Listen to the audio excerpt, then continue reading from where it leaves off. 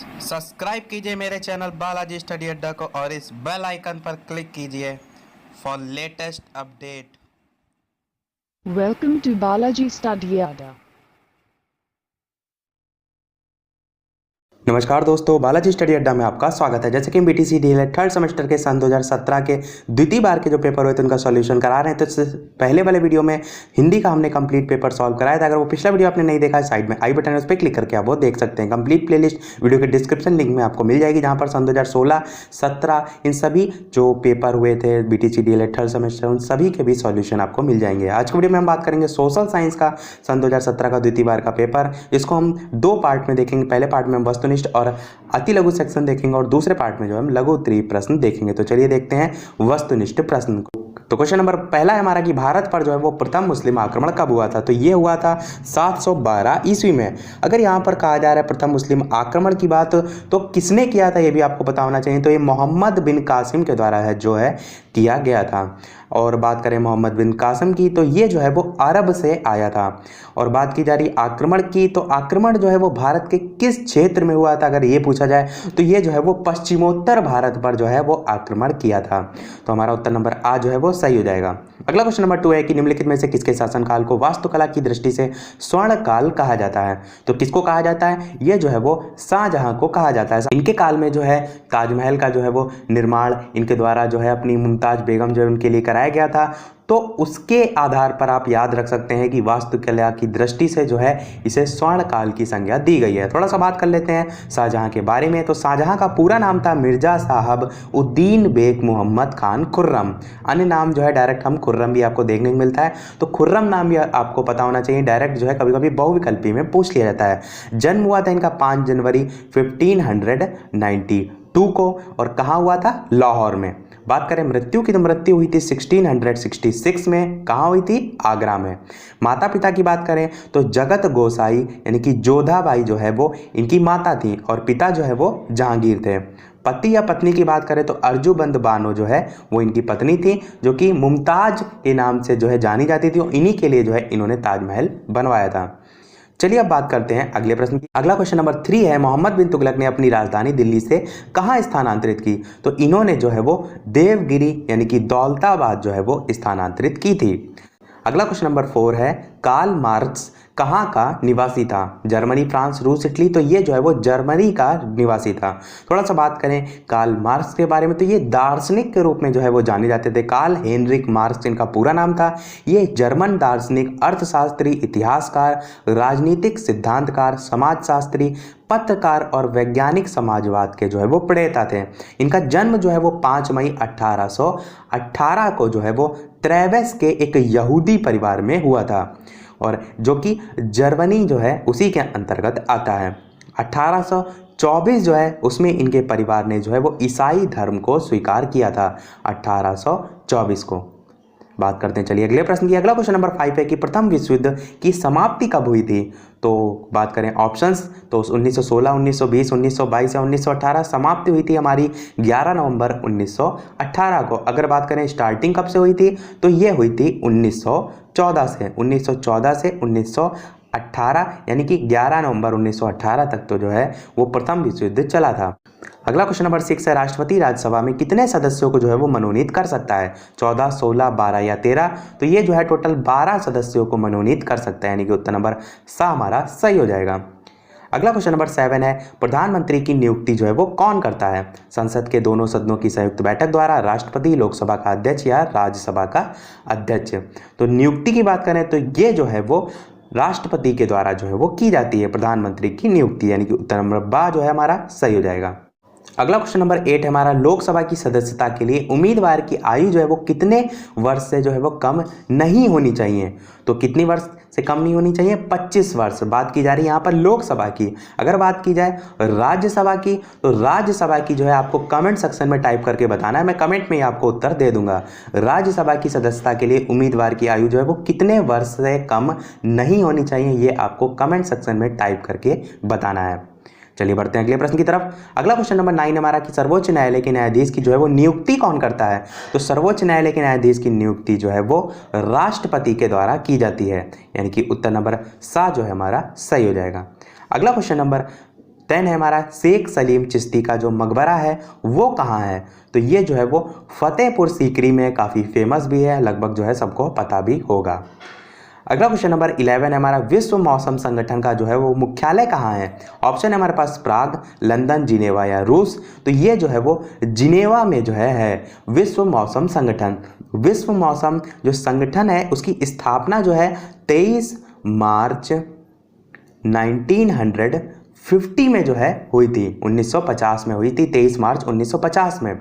और विश्व मौसम विज्ञान दिवस जो है इसी के कारण जो है वो मनाया जाता है। विश्व मौसम संगठन के कारण ही जो है, या इस 23 मार्च के दिन, जिस दिन ये विश्व मौसम संगठन जो है वो इस्टेब्लिश्ड हुआ था, उसी दिन जो है यानी कि 23 मार्च को ही जो है वो विश्व मौसम विज्ञान दिवस जो है वो मनाया जाता है प्रत्येक वर्ष 23 मार्च को।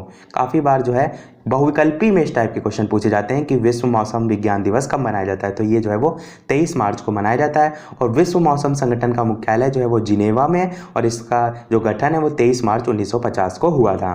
बात करते हैं अगले प्रश्न की। अगला क्वेश्चन नंबर 12 है हमारा कि धुरी राष्ट्रों का नेतृत्व जो है वो किसने किया। हंगरी, इटली, ऑस्ट्रिया या जर्मनी। तो इस ऑप्शंस के हिसाब से तो यहाँ पर उत्तर जो है वो जर्मनी जो है वो दिया गया है, परंतु जब धुरी राष्ट्रों की बात आती है तो यहाँ पर 3 देशों के नाम देखने को आपको मिलते हैं, या 3 जो राष्ट्र हैं उनके नाम देखने को मिलते हैं। कौन कौन से? जर्मनी, इटली और जापान।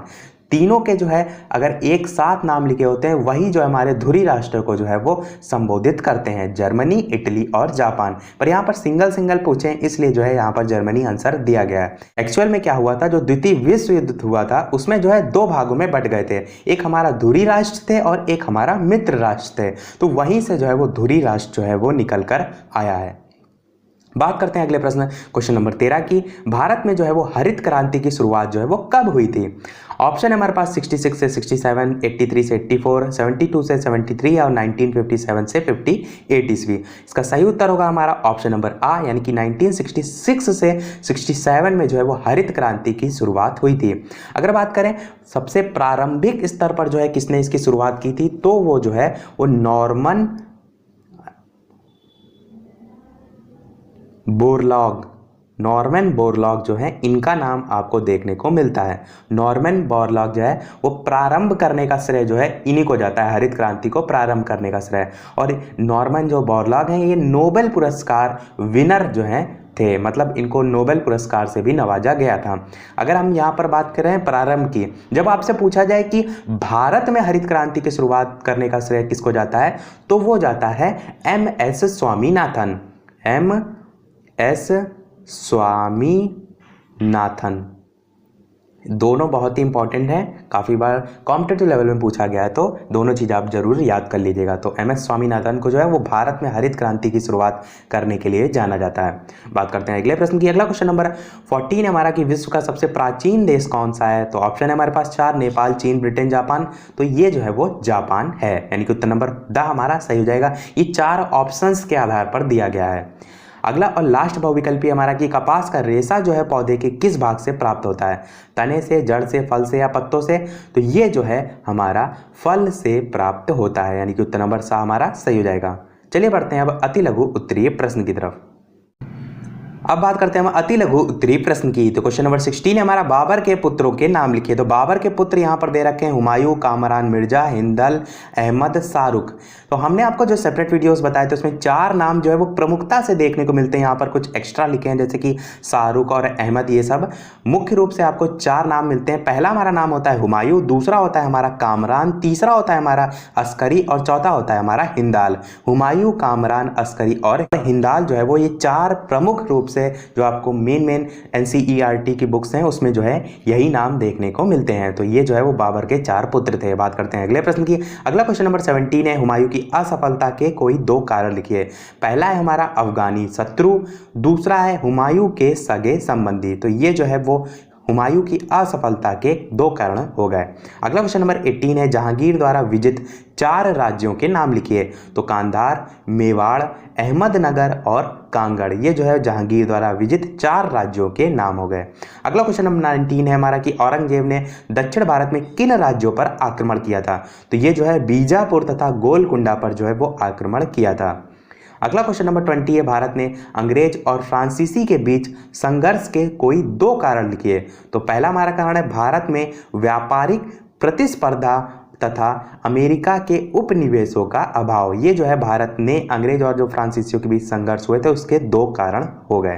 बात करते हैं अगले प्रश्न की। अगला क्वेश्चन नंबर 21 है हमारा, स्थायी बंदोबस्त के 2 लाभ लिखिए। तो सबसे पहले जानते हैं स्थायी बंदोबस्त के बारे में। तो स्थायी बंदोबस्त अथवा इस्तमरारी बंदोबस्त जो है इसी को जाना जाता है। इस्तमरारी बंदोबस्त, स्थायी बंदोबस्त को ही जाना जाता है। ये जो है वो ईस्ट इंडिया कंपनी और बंगाल के जो जमींदार थे उनके बीच कर वसूलने से संबंधित एक स्थायी व्यवस्था हेतु सहमति समझौता था, जिसे जो है बंगाल में, जिसे मतलब स्थायी बंदोबस्त को बंगाल में जो है लॉर्ड कॉर्नवालिस द्वारा, लॉर्ड कॉर्नवालिस जो है काफी बार पूछा जाता है, जो स्थायी बंदोबस्त है वो किस जो गवर्नर है उसके द्वारा जो है वो लागू किया गया था। तो लॉर्ड कॉर्नवालिस द्वारा किया गया था। बात करें कब किया गया था, तो 22 मार्च 1793 को इसको जो है 22 मार्च 1793 को जो है वो लागू किया गया था बंगाल में लॉर्ड कॉर्नवालिस द्वारा। बात करते हैं चलिए इसके 2 लाभ की, जो कि हमारा क्वेश्चन में पूछा था। तो पहला हमारा, इससे कंपनी के तथा लोगों के आर्थिक हितों की रक्षा हुई, और दूसरा हमारा, इससे राज्य को एक निर्धारित आय निश्चित समय पर प्राप्त हो जाती थी, चाहे पैदावार हो या ना हो। जैसे कि हमने अभी आपको बताया भी इसकी डेफिनेशन में कि कर वसूलने से संबंधित ये थी। बात करते हैं अगले प्रश्न की। अगला क्वेश्चन नंबर 22 है, लॉर्ड विलियम बेंटिंक के 4 सामाजिक सुधार लिखिए। तो लॉर्ड विलियम बेंटिंक के 4 सुधारों की बात करें तो पहला हमारा, भारतीय सेना में प्रचलित कोड़े लगाने की जो प्रथा है उसको इसने समाप्त किया था। दूसरा है हमारा सामाजिक सुधार में कि भारतीय नदियों में स्टीमर चलवाए थे। तीसरा है हमारा, आगरा क्षेत्र में कृषि भूमि का बंदोबस्त। और चौथा है समाज सुधारी से रिलेटेड कि किसानों द्वारा दी जाने वाली जो मालगुजारी होती थी उसका उचित निर्धारण किया था। तो ये जो है लॉर्ड विलियम बेंटिक के 4 सामाजिक सुधार थे। अगला क्वेश्चन नंबर 23 है कि रेगुलेटिंग एक्ट के 2 दोष लिखिए। तो सबसे पहले जानते हैं रेगुलेटिंग एक्ट के बारे में। तो अंग्रेज जो है वो रेगुलेटिंग एक्ट जो है वो लाए थे, और कब लाए थे, ये लाए थे 1773 में। सन काफी बार पूछा जाता है, तो रेगुलेटिंग एक्ट 1773 में लाए थे। और भारत के संविधान जो है उसकी नींव जो है वो रेगुलेटिंग एक्ट के द्वारा ही रखी गई थी। इसके अंतर्गत बंगाल में जो है वो ईस्ट इंडिया जो कंपनी है उसके शासन के लिए एक परिषद की जो है वो स्थापना की गई थी, और परिषद में जो है वो 4 सदस्य और 1 गवर्नर जनरल था। ये तो बात हो गई रेगुलेटिंग एक्ट के बारे में। क्वेश्चन हमारा पूछ रहा है कोई 2 दोष। तो पहला हमारा दोष है गवर्नर जनरल का परिषद की दया पर निर्भर होना, और दूसरा हमारा दोष है सर्वोच्च न्यायालय का अस्पष्ट क्षेत्राधिकार। ये जो है इसके 2 दोष हो जाएंगे। अगला क्वेश्चन नंबर 24 है, लॉर्ड क्लाइव की 2 उपलब्धियों के बारे में लिखिए। तो लॉर्ड क्लाइव जो है वो भारत में ब्रिटिश साम्राज्य के संस्थापक के रूप में जाने जाते हैं। ये आपको जो है सबसे पहले पता होना चाहिए। क्वेश्चन हमारा पूछ रहा है 2 उपलब्धियां। तो पहली उपलब्धि है अकार्ड की विजय, और दूसरी उपलब्धि है हमारी ईस्ट इंडिया कंपनी की शक्ति बढ़ाना। ये तो हो गई लॉर्ड क्लाइव के बारे में। अगला क्वेश्चन नंबर 25 है, प्लासी का युद्ध जो है किसके बीच हुआ था। तो प्लासी का युद्ध जो है वो ब्रिटिश ईस्ट इंडिया कंपनी तथा बंगाल के नवाब सिराजुद्दौला के बीच हुआ था। और बात करें कब हुआ था, तो ये हुआ था 23 जून 1757। 23 जून 1757 को प्लासी का युद्ध हुआ था। बात करते हैं अगले प्रश्न की। अगला क्वेश्चन नंबर 26 से हमारा, संसद के 3 अंग कौन कौन से हैं तथा दोनों सदनों के नाम लिखिए। तो 3 अंग होते हैं हमारे, राष्ट्रपति, लोकसभा और राज्यसभा। लोकसभा जो है जिसको हम लोगों का सदन भी कहते हैं, ये भी आपको साथ में पता होना चाहिए। और जो राज्यसभा है उसको राज्यों की परिषद कहते हैं। तो ये तो हो गए हमारे संसद के 3 अंग। आगे हमारा पूछ रहा है दोनों सदनों के नाम लिखिए। तो संसद के 2 सदन होते हैं, लोकसभा और राज्यसभा। बात करते हैं अगले प्रश्न की। अगला क्वेश्चन नंबर 27 हमारा, प्रधानमंत्री के कोई 2 कार्य लिखिए। प्रधानमंत्री का पहला कार्य, वह मंत्रिपरिषद का नेता है और सभी विभागों के संबंध में जानकारी प्राप्त करने का जो है उसे अधिकार है। दूसरा हमारा कार्य, वह विभिन्न विभागों के मतभेद को भी सुलझाता है। कोई 2 कार्य लिखने थे, यहाँ पर 3 दे रखे, तो एक एक्स्ट्रा जान लेते हैं, आप अपने आप से कोई भी 2 लिख सकते हैं। तीसरा है हमारा, प्रधानमंत्री मंत्रिपरिषद के निर्णयों की सूचना जो है वो राष्ट्रपति को देता है। तो ये जो है वो प्रधानमंत्री के 2 कार्य हो जाएंगे। क्वेश्चन नंबर 28 हमारा, उच्च न्यायालय के 2 कार्य लिखिए। तो थोड़ा सा उच्च न्यायालय के बारे में जान लेते हैं। तो भारतीय संविधान के अनुच्छेद 214 यानी कि 214 में जो है कहा गया है कि प्रत्येक राज्य का जो है एक उच्च न्यायालय होगा, यानी उच्च न्यायालय जो है वो अनुच्छेद 214 से जो है वो संबंधित है। प्रत्येक राज्य, और इस अनुच्छेद 214 जो है इसके द्वारा कहा गया है कि प्रत्येक राज्य का एक उच्च न्यायालय होगा और 2 या 2 से अधिक राज्यों के लिए एक ही न्यायालय जो है वो हो सकता है। वर्तमान में अगर यानी कि प्रेजेंट टाइम में बात करें तो भारत में कुल 24 जो है वो उच्च न्यायालय हैं। आंध्र प्रदेश के अमरावती में जो है देश का 25वां जो है वो उच्च न्यायालय स्थापित किए जाने की जो है वो घोषणा की गई है। ये हम वर्तमान को लेकर बात कर रहे हैं। और जो उच्च न्यायालय उसमें भारतीय संविधान के अनुच्छेद 214 अध्याय 5 और भाग 6 के अंतर्गत जो है ये स्थापित किए गए हैं। बात कर लेते हैं जो हमारा क्वेश्चन कह रहा था कि उच्च न्यायालय के 2 कार्य। तो उच्च न्यायालय के निचली अदालतों की अपील और रिट याचिका भारत के संविधान के अनुच्छेद 226 के तहत होता है, और रिट याचिका जो है वो उच्च न्यायालय का जो है मूल विधि क्षेत्र भी है। यहाँ पर रिट की बात की जा रही है और हमने जो बात की वो उच्च न्यायालय जो है वो संविधान के अनुच्छेद 214 में जो है वो रखा गया है। बात करें अगले प्रश्न की। अगला क्वेश्चन नंबर 29 है, सुनामी का जो है वो क्या अभिप्राय है। तो सुनामी की बात करें तो सुनामी लहरें समुद्री तटों पर भीषण तरीकों से हमला करती हैं और जान माल का बुरी तरह नुकसान कर सकती हैं। इनकी भविष्यवाणी जो है वो करना मुश्किल है, जिस तरह वैज्ञानिक जो है वो भूकंप के बारे में भविष्यवाणी नहीं की जा सकती। तो ये हो गया सुनामी। अगला और लास्ट हमारा अति लघु क्वेश्चन है कि भारत की सीमाओं पर स्थित पड़ोसी देशों के नाम लिखिए। तो भारत की सीमाओं पर पड़ोसी देश कौन कौन से हैं? नेपाल, चीन, भूटान, बांग्लादेश, म्यांमार, कौन कौन से हैं? तो भारत की सीमाओं पर स्थित पड़ोसी देशों के नाम जो है कौन कौन से हैं? नेपाल, चीन, भूटान, बांग्लादेश, म्यांमार और पाकिस्तान। और जो भारत की सीमाओं पर स्थित जो ये सारे पड़ोसी देश हैं, इनको याद करने की हम आपको एक ट्रिक भी बता देते हैं, जिससे कि आपको जो है हमेशा के लिए जो है वो याद हो जाए। तो क्या है हमारी ट्रिक? हमारी ट्रिक कुछ इस प्रकार है, बचपन में MBA किया। ये जो है हमारी ट्रिक है, बचपन में MBA किया। देखिए इसमें ही हमारे सारे देश जो है वो जो पड़ोसी देश हैं वो छिपे हुए हैं। तो कैसे? बचपन का जो बा है इससे हो जाएगा हमारा बांग्लादेश, फिर बचपन का जो चा है उससे हो जाएगा हमारा चीन, बचपन का जो पा है उससे हो जाएगा हमारा पाकिस्तान, बचपन का जो ना है उससे हो जाएगा हमारा नेपाल, उसके बाद में जो है ये साइलेंट रहेगा। MBA का जो माँ है उससे हो जाएगा हमारा म्यांमार, और MBA का जो बी है उससे हो जाएगा हमारा भूटान, और MBA का जो ए है उससे हमारा हो जाएगा अफगानिस्तान, जो कि देखिए इसमें दे भी नहीं रखा है। देखिए आपको यहाँ से एक और एक्स्ट्रा चीज़ भी साथ में जो है वो पता चल गई। तो ये सभी जो है वो पड़ोसी देश हो जाएंगे। बचपन में MBA किया, ये जो है हमारी ट्रिक हो जाएगी। तो आई होप आपको जो है ट्रिक पसंद आई होगी। तो इसी के साथ हमारे सारे अति लघु जो सेक्शन है उसके सारे क्वेश्चन समाप्त होते हैं। इसके सेकंड पार्ट में सारे लघु उत्तरीय प्रश्न के सॉल्यूशन हम देखेंगे। तो आज के फर्स्ट पार्ट में इतने ही क्वेश्चन।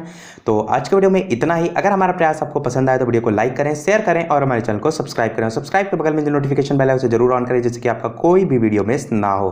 तो मिलते हैं अगले वीडियो में, तब तक के लिए नमस्कार। Thank you for watching.